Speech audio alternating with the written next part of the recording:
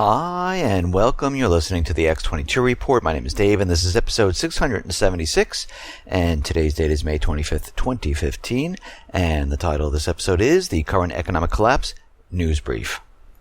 For those people who are celebrating Memorial Day, happy Memorial Day to all of you. Let's get right into the economic collapse news. Now, we understand the economy has not been doing well. We realize the GDP numbers are hovering around zero, actually in the negative region. We see the Baltic Dry Index continually dropping, manufacturing falling apart, retail falling apart, and real estate imploding. Now, of course, the government is out there blaming this all on the weather. And we can see that for this GDP number to increase for the rest of the year, it would have to increase production, manufacturing, the Baltic Dry Index would have to go up, and we are just not seeing that whatsoever. And the government realizes this. So what do they do in this situation? Well, they need to start manipulating the data. They've done this before. They've done it with unemployment. They've done it with inflation. They've done it once before with GDP, and it seems like they're about to do this once again. They're saying that parts of the U.S. gross domestic product are calculated are about to change completely. Analysts listed a series of alterations it will make in a seasonally adjusted data used to calculate the economic growth. The changes will be implemented with the release of the initial second quarter GDP estimate on July 30th. The BEA said as of July 30th, the Q1 GDP, which have seen its final print at negative 1% or worse, will be revised to roughly positive 1.8%, just to give the Fed the credibility to proceed with the rate hikes.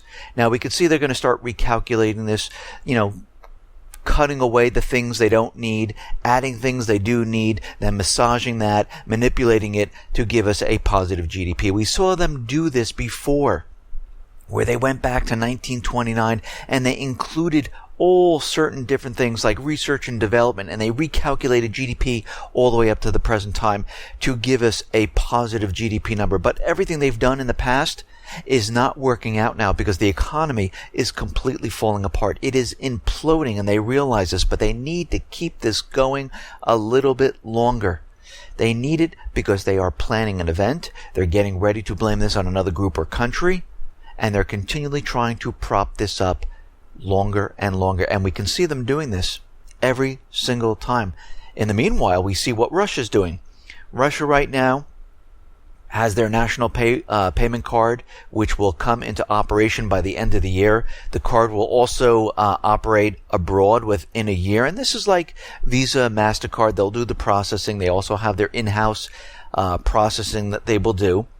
And their plan is for the national payment card, it will work in co-branding with four payment systems, the Chinese UnionPay, Japan's JCP, and with Visa and MasterCard. The first nationwide payment card is aimed to protect Russian cardholders and provide with constant payment transactions within the country. Outside the country, it will be served by international systems.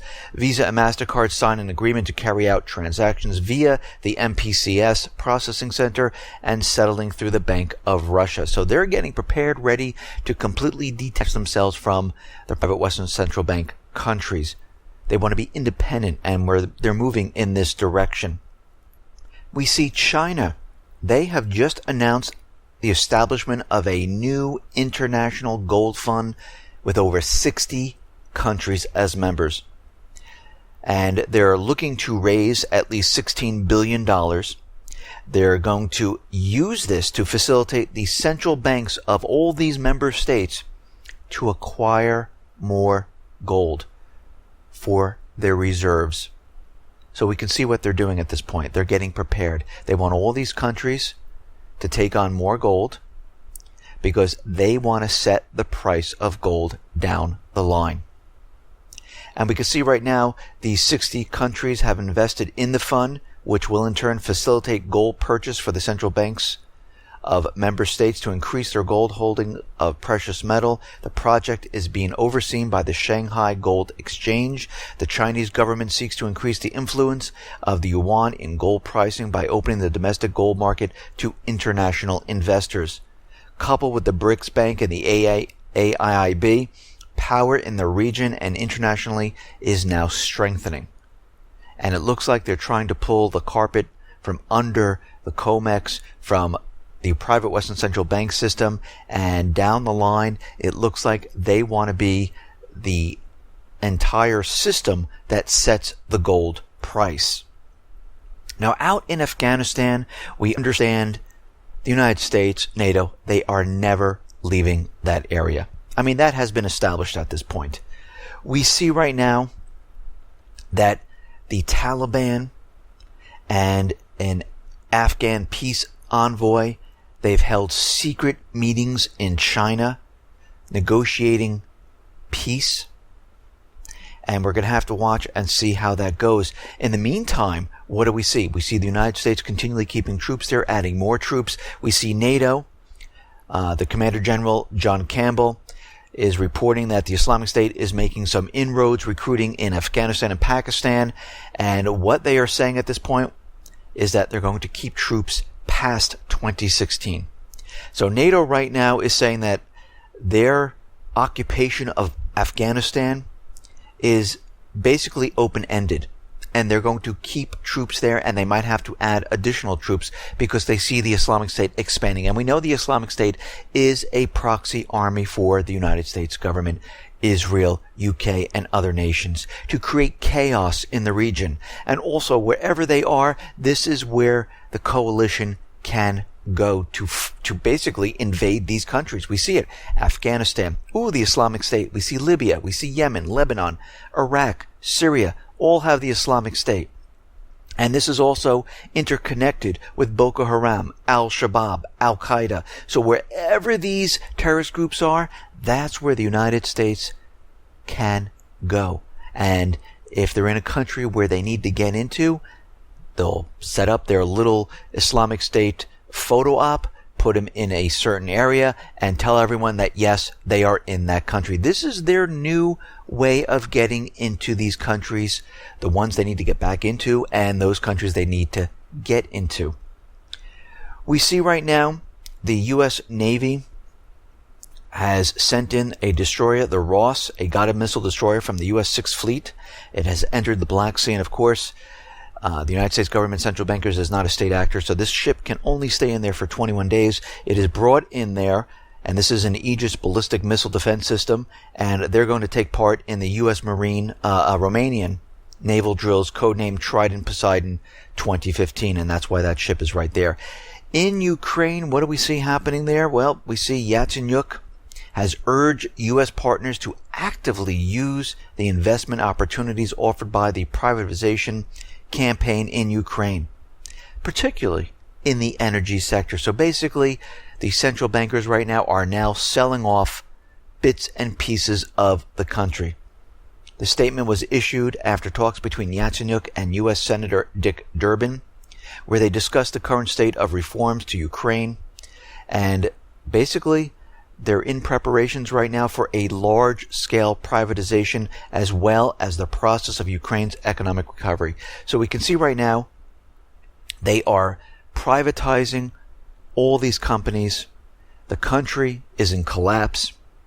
They're selling it off bits and pieces of it. And this is how it works with the central bankers. They come in, they put the country into debt, and then they start selling it off. We saw it in Greece. We saw it in Cyprus. We see it in many countries. We see Donetsk is out there saying, listen, we have intelligence and we have spotted that the Kiev government has moved heavy weapons near the separation line. They're saying they have missiles there. They have ammo depots all set up. Tanks have been maneuvered. And they're seeing this right now. And the OSCE is reporting that this is complete. The Kiev is in complete violation of the Minsk II agreement. And we can see right now they are getting ready for an offensive. Yes, there is talks out there that, no, we want peace. We want the Minsk II deal. We have Victoria Nuland who, coordinated and orchestrated the coup d'etat in Ukraine, and we have her talking about peace. No. This is basically what they do before they go in and create a false flag event and basically go after the southeastern section and Crimea. We've seen it happen in Syria. They haven't backed off from Assad. They just reformulated and created a whole new plan. Instead of using the chemical weapons, they made the Islamic State. That's all they did. And they went in and they did and doing what they wanted to do back in August of 2013. We see Russia has sold $2 billion worth of the MiG fighters, MiG-29. They sold about 46 of them to Egypt. And you have to remember, Russia right now is making deals in Egypt, Saudi Arabia, Venezuela, Argentina, and many other countries. And they're selling them arms.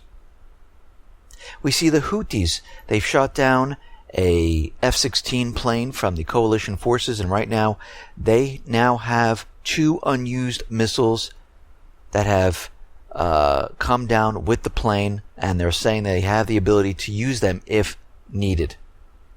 We see out in Libya, the United States government central bankers are getting ready to go in to Libya, just like Yemen. Now, will it be the United States government actually going in there? No, it'll probably be the coalition forces. We understand there's a couple of countries preparing and getting ready. And like I said in the past, they will not allow oil to be sold if it's not on the dollar. If they're trying to sell it using the yuan, the ruble, the euro, gold, silver, they will not let it out of that country. And right now it looks like warplanes have attacked an oil tanker that was docked, and they're saying they attacked it because there were weapons, ammunition on the planes, but they have no proof of it whatsoever. Basically, this is a cover story because they probably brought the tanker in, they were about to load it up with oil, and they were probably going to sell it, not using the dollar, and basically they destroyed the tanker. We saw this happen once before, where they actually loaded the tanker up with oil, and the people of Libya had the tanker leave port, set sail, and the U.S. SEAL team came on board and brought the tanker right back.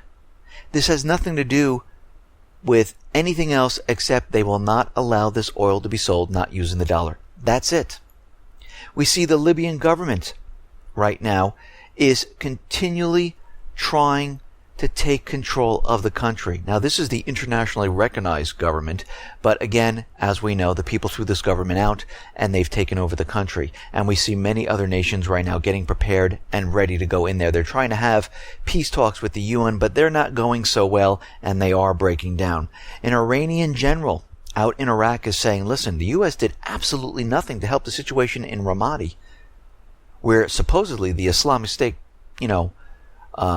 was there, and they basically took over that whole region. Basically, it was the people in that area that went in, took it over, and the U.S. couldn't do anything about it whatsoever. They do not have the resources set up and ready to go. They have a small number of troops on the ground at this point, and basically U.S. troops, Iraqi troops, they all fled because the number of people that were coming in was too great for them to keep back. And Iran is looking at the situation and saying they did absolutely nothing. And nobody wants to report on that. This is the same thing happening in Yemen, in Lebanon, in Libya, and in Iraq, where the people are sick and tired of the puppet regime and they are rising up. We see McCain is out there saying the situation in Iraq is getting out of hand. It is time for the U.S. to put boots on the ground and maintain control. So basically the United States is going to invade Iraq. This is the 4th time now? And this is what they want to do, because eventually what they want to do is bring those troops into Syria. They're getting ready to create safe havens inside Syria, because what they're saying is all that territory that the Islamic State, which is the proxy army of the United States government, Israel, UK, and other nations, basically it's the Free Syrian Army up in Syria. They have taken over that area, and they want to create a separate state and say this is a different part of Syria. It's a safe haven, and this way the U.S. troops can maneuver into this area and then eventually make their attacks on Damascus and try to go after Assad. Now, all of this is now coming out that, yes, the United States actually did create the Islamic State. It was a newly declassified U.S. document. The secret Pentagon report revealed that the West saw the Islamic State as a strategic asset in removing Assad. So it seems that all this information is now coming out. We're starting to realize that all along we were right, that yes, the Islamic State is controlled by the U.S., by Israel, by UK and other nations to eventually put in a pipeline, which Qatar would like to do with the help of the U.S. and Israel. They want to take out Assad, capture the natural resources, put all their oil on the dollar, and then go after Iran.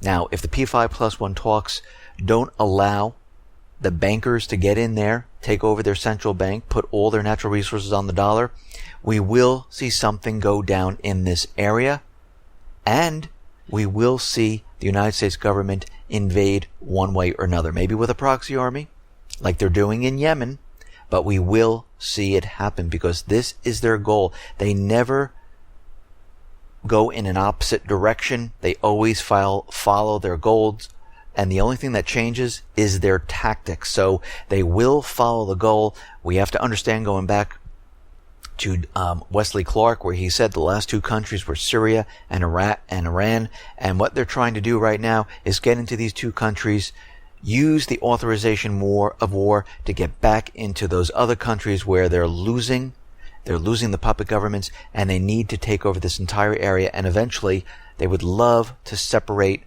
these countries into Shiite, Kurdish, and Sunni. And this is their main goal, to keep the dollar propped up and continually keep it going for a longer period of time. But what we're seeing right now, it is not going as planned, and things are definitely falling apart. They're losing the war in Yemen. They're losing in Libya. They're losing in Lebanon. Iraq is falling apart. And the whole entire thing is falling apart, because you have to remember, when these countries stop using the dollar to pay for the oil, other countries will not have to keep it in reserves. The dollar will then come back to the U.S. There'll be a flood of U.S. dollars that will devalue the dollar. Then we will see inflation in this country, and we're starting to see this happen right now, where other countries are not using the dollar for commerce. They're using their own currencies. We see countries moving away from the dollar, and all of this is starting to accelerate as we go down the line. The economy is not holding up. It is falling apart. They're manipulating, recalculating, so we continually have these illusionary numbers to prove that we're in a recovery, but again, they're illusionary. But it convinces the masses, and that's all they need at this point in time. And they're getting ready and preparing for this event to pretty much cover up this entire collapse of the country, of their system. And this is going to happen in Europe, it's going to happen in Canada, it's going to happen in Australia and the US. It's a cascading effect. They will not be able to stop it. They have been preparing, they've been getting ready, and we can see it is almost here. Listen, everyone, thanks a lot for listening. Be well, be safe, and especially be prepared. Thanks a lot.